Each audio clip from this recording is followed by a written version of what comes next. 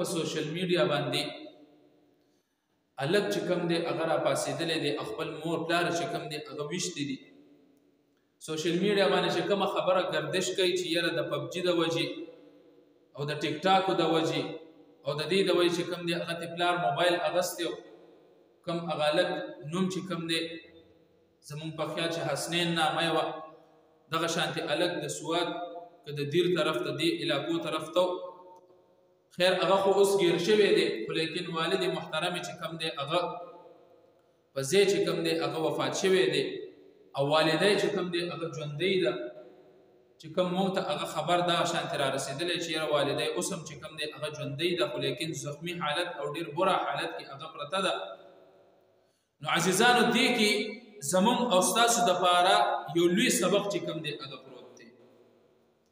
او دې کې د والدینو دپاره چې کوم دی هغه یو لوی سبق پروت دی او دې کې د دې ځوانانو طبقه او د دې نسل دپاره چې کوم دی هغه یو لوی سبق هغه پروت دی عزیزانو په دې کې به مونږ عمومي خبره هغه دا وکړو که چېرې تاسو په معاشره باندې هغه نظر واچوئ کوم حالات چې مونږ په خپلو سترګو باندې هغه ګورو نن سبا ځوانان هلکان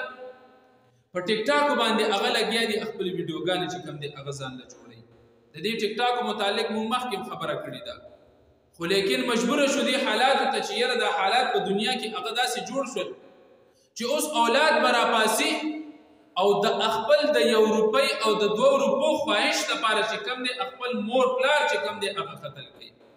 چې الله جل شانه فرمایي ولا تقل لهما اف ولا تنهرهما اوف قدر بم خپل مور پلار کې چې کوم دی هغه نه کوي زه خپل ځاني په دې معاشره کې په خپل کور کې په مسجد کې په هر یو بیان کې زه دا خبره کوم چې یاره کله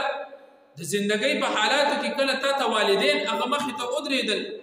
باس خپل سر چې کوم دی هغه ټیټ ساته ځکه الله جل شانه د دوی په زندګۍ کې الله جل شانه دوی سره د عمل کولو کې الله جل شانه تا دپاره جنت هم ایښی دی او تا دپاره جهنم هم هغه ایښی دی ولې که ته د دوی د اخلاقو هغه خیال وساتې او ته دوی سره بهترین اخلاقو باندې هغه پیش راشي او دوی سره معاملات چې کوم دی هغه بهترین وساتې او د نبی علیه صلات وسلام طور طریقه په خپله زندګۍ کې هغه دوی سره جاري وساتې الله جل شانه به تا ته لازما هغه جنت درکړي خو لیکن که ته د خپله خوله چې کوم دی هغه غلطه خوځې د دوی متعلق ته سوچ چې کوم دی هغه غلط کې عزیزانو دا یو خبره یاد ساتئ چرم خپل والدین د خپل اولاد د بلې دپاره چې کوم دی هغه سوچ نه کوي که والدین د خپل اولاد دپاره جیدادونه هغه پرې نه دي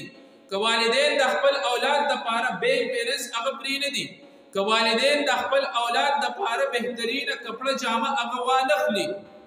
خو د پیدایش نه واخلي تر بلوغته پورې چې دا کومه زندګي تا تېره کړه او د خپل والدین ته په دې غېږ کې چې کوم دی هغه ګرځولې او تا به د خولې نه اواز قدرې هغه لا نور وخت کې هغه څیز به چې کوم دی هغه تا ته حاضر پروت و د دې څیزونو بدلم تا قیامته پورې چې کوم دی هغه ته نشي ورکولی او د خپلې والدې کله چې ستا پیدایش کېدو او د پیدایش په وخت کې ستا والدې چې د خولې نه کومه ړومبنۍ چغه هغه ویستې ده او د ستا د والدې چې کوم په ګېډه باندې تا زندګي تېره کړې ده د هغه تکلیف د 1 سکنډ بدلم ته هغې ته نشي ورکولی چې 1 کروڑ سال زندګي الله جل شانه تا ته درکړي د هغه 1 سکنډ د هغه یو چغې بدلم چې کوم دی هغه ته خپل والدینو ته هغه مور ته هغه ته نشي ورکولی ځکه الله جل شانه پلار چې کوم دی هغه د جنت دروازه وګرځوله او مور چې کوم دی هغه جنت وګرځوله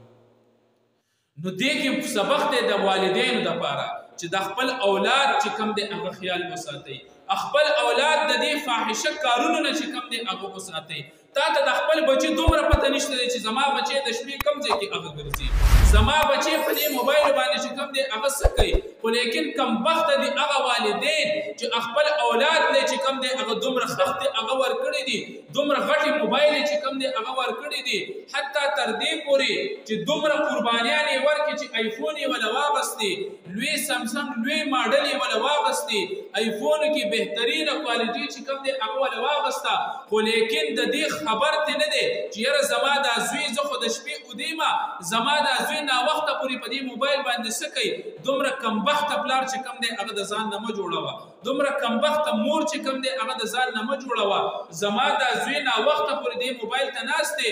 ما ته دا اختیار دی زه د دې بچي دا ګریوان ونیسم، بچی ته درنه ناوخته پورې ولې د دې موبایل ته ناست دی؟ ته په دې موبایل کې کیس دا موبایل ماله راکړه، د ده دا ګیلري چیک کړه، د ده دا سوشل میډیا د ده دا آی ډي چې کوم دی هغه چیک کړه چې دی په کوم کارونو کې چې کوم دی هغه مبتلا دی، چې دی په غلط کارونو کې مبتلا دی، دی د دې غلط کارونو نه چې کوم دی هغه منې کړه، دی د دې فحش کارونو نه چې کوم دی هغه منې کړه. خو لیکن نه، زما او ستا د معاشرې والدین هم چې کوم دی اولاد ته د ګناهونو څیزونه چې کوم دی هغه په خپله په لاس کې ورکړي، کیبل چې کوم دی هغه په خپله ورته لګولي دي. زما او ستا د معاشرې زنانه ذات چې کوم دی هغه په پاجامه کې بهر د کور نه روځي، بې غیرته مور پلار چې کوم دی هغه په کور کې ناست دی او اوف قدرې ورته هغه نه کوي،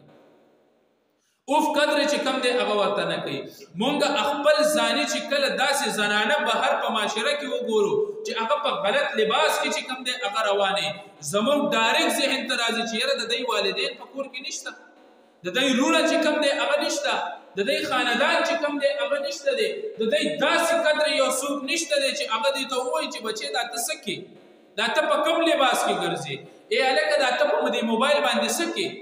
دا تس کوم په غلط کارونه کې چې کوم دی هغه مبتلا یې. واخله دا موبایل بند که په دې کوټه کې، مه ورکوله یو دوه درې ورځې وله روټۍ مه ورکوه چې دی زیله راځي که نه راځي، په دغه سخته کارونه باندې به دی ته زیله راولي، دی به هغه څیز ته نه جوړی چې دی په تا باندې زورور شي. مونږ خپل اولاد ته چې کوم دی د زورورتیا څیزونه وله ورکو، خو چې کله بیا هغه زورورتیا په خپل والدینو باندې هغه اختیار کړي، نو بیا زر زموږ پښتانه جاهله چې کوم دی هغه راپاسي وایي مرګ سره ګلونه وړي، وایي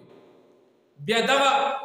نظمونه او دغه نعتونه چې کوم دی هغه په ویډیوګانو باندې هغه په تصویرانو باندې چې کوم دی هغه، او بیا زموږ د لعنت والا دا دومره ګډه وډه سوشل میډیا او زموږ دا کم په دې کیبل او دا میډیا دومره غلط روح والا چې کوم دی هغه ورکي او د ځان نه چې کوم دی هغه خبرې پیدا کړي. ای جاهلانو خلکو، ستا په معاشره کې یو واقعه راغله، د دې واقعې نه چې کوم دی هغه سبق حاصل کړي، د دې واقعې نه هغه سبق حاصل کړي چې ما ته څه سبق حاصل کړو، څه حاصل شو چې زه به خپل اولاد ته څه شي هغه ورکوم، زه به خپل اولاد د څه شي نه چې کوم دی هغه منې کومه. بیا په دې کې ځوانانو طبقې ته چې دومره جهالت ته چې کوم دی هغه ځان ورسوي، د 2 روپو د خوشحالۍ دپاره چې کوم دی خپل اخرت چې کوم دی هغه مه تباه کوئ، خپله دنیا چې کوم دی هغه مه تباه کوئ. بیا په دې سوشل میډیا باندې د هغه هلک موږ تصویر کتلی چې هغه نه پولیس والا چې کوم دی هغه ویښته کټ کړي او تسبیح چې کوم دی هغه په لاس کې ورکړې وي، نو ډېره خسته خبره ورسره چالي کړې وه چې یاره کاش د دوی والدین دومره پوهېدی چې یاره د دې موبایل په ځای دقه تسبیح ولا د پیدایش نه چې کوم دی هغه په لاس کې ورکړې وي، د لږ شانتې د سمج نه پس چې کوم دی دا تسبیح ورته په لاس کې ورکړې وي. نو عزیزانو کله چې اوبه د ورخه تېرې شي نو بیا د افسوس هېڅ چې کوم دی هغه مرتبه نشته دی، بیا افسوس کوه او دیوال له چې کوم دی هغه سرونه رابغوه، او بیا د هغه هلک مور چې کوم موږ دا خبر داسې اورېدلی دی، مور وي که مور هر څومره ظالمه شي، خو لیکن چې کله په بچي باندې تکلیف راشي او کله چې بچی په تکلیف کې هغه وګوري د مور زړه چې کوم دی هغه درد کوي، وایي د هغوی والدې چې کوم دی هغه په هغه زخمي حالت کې هغه دا خبره کوله چې یاره زما حسنین بچی چې کوم دی هغه ناپوهه دی او دته هېڅ هم مه وایي. دا د مور مقام او مرتبه ده. دغه شانتې ورځ د قیامت به خپل اولاد چې کوم دی مور خپل اولاد داسې جهنم ته په تلو باندې وګوري، په سختۍ کې وګوري، په هغه ځای کې به مور چې کوم دی هغه راپاسي، الله جل شانه ته به دا وایي چې ای الله ما جهنم ته واچو خو زما د اولاد چې کوم دی هغه جنت ته بوځه. دا د مور مینه او همدردي چې کوم دی هغه دا ده. دغه شانتې والد پلار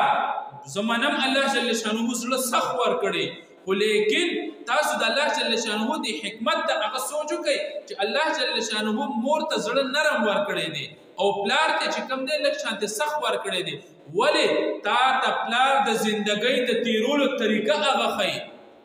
تا ته پلار د زندګۍ تیرولو هغه طریقه ښیي، اخیری خبره کوم مختصر شانتي مو مخکې کلیپ کې دا یو خبره کړې و وی کله چې مور خپل اولاد والی نو وی په دې ټوټي باندې چې کم دی هغه کېنی وی سوي وی مور دا سوچ کوي چې بچي کم ځای پورې زه کتی شم چې هغه پورې تم هغه وګوري او وی پلار چې کله خپل اولاد را واخلي په لاسونو کې نو وی دلته په دې اوږه په دې سټ باندې کېنی او وی پلار دا سوچ کوي چې بچي ته هغه ځای پورې وګوره چې کم ځای پورې زم هغه نشم کتی دا د مور پلار مینه ده دا د مور پلار قرباني ده نو عزیزانو په دې معاشره کې خپل اولاد چې کم دی هغه قابو کوي خپل اولاد خپل دا سرونه چې کم دی د انګریزانو په طریقو باندې هغه جوړې کړي دي نبی علیہ السلام په داسې خلکو باندې هغه لعنت ویلې دي